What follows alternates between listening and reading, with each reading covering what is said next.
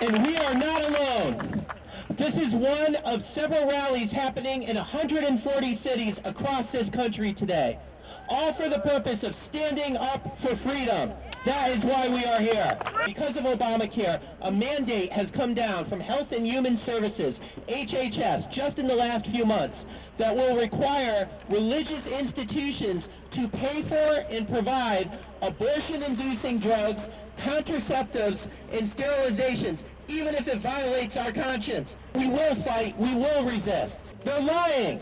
Right. Do not accept the lies. Do not accept the lies from the other side. When Connecticut's own Congressman Chris Murphy tweets every 30 seconds on Twitter that there's a war on women, he is not telling you the truth. Tell Congressman Murphy he's not telling you the truth. When Governor Malloy goes on MSNBC and claims that 28 states, that a majority of states already live under this mandate, that is a falsehood. Tell Governor Malloy to stop misrepresenting this. This is not a war on women.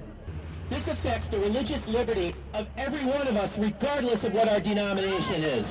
If the federal government can do this, if the federal government can do this to the Catholic Church, it can do it to any one of us of any belief, of any background. The federal government could pass a law requiring that delis provide pork. Now, who would go to a Jewish deli for pork? Well, who would go to the Catholic Church for contraceptives? It's an attack on the First Amendment. It's an attack on all of us. Never in the history of our country has the federal government attacked our religious liberties the way they are doing today. And we will say no. We will resist. The federal government in the HHS mandate is redefining what a religious institution is. They actually do have a very narrow exemption for religious liberty. Are you ready for this? You qualify for this exemption if your religious institution hires only members of your own denomination and serves only members of your own denomination.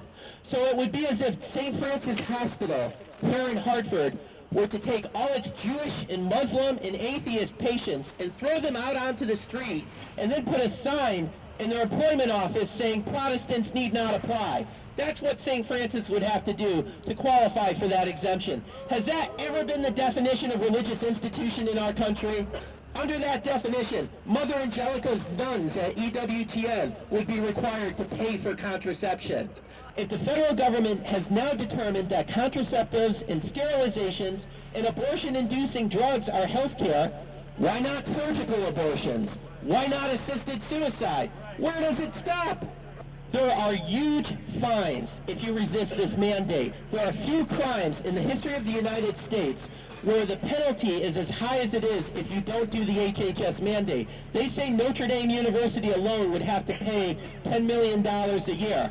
This is part of an effort to redefine what religious liberty is, to limit it simply to the right of worship as a way of kind of pushing religious influence out of the public square altogether as something you can do in your homes or your churches, but that's it. Are we going to stand for that? Here's what I want to say to my fellow Catholics. When the outrage came down against that initial mandate, what the Obama administration did, they didn't talk to the bishops, they didn't talk to the Pope. They reached out to Sister Carol Keehan, who is this one nun who's the head of this hospital association. She helped the president pass Obamacare a couple years ago, and they crafted the accommodation to meet her needs. They said, what would make you happy? They refused to talk to the bishops, who are the proper locus of authority in the Catholic Church. They refused to talk to the Pope.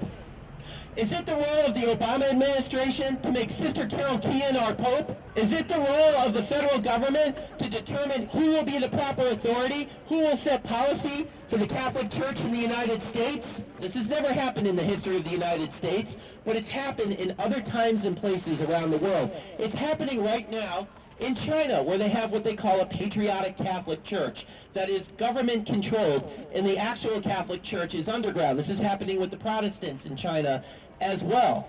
And we're not quite there yet, but with the Obama administration determining for us, no, you Catholics, your bishops and your Pope will not speak for you. Sister Carol Keehan, America Magazine, they'll speak for you. You can see our federal government, for the first time, taking the first steps in that direction. We will resist. Steps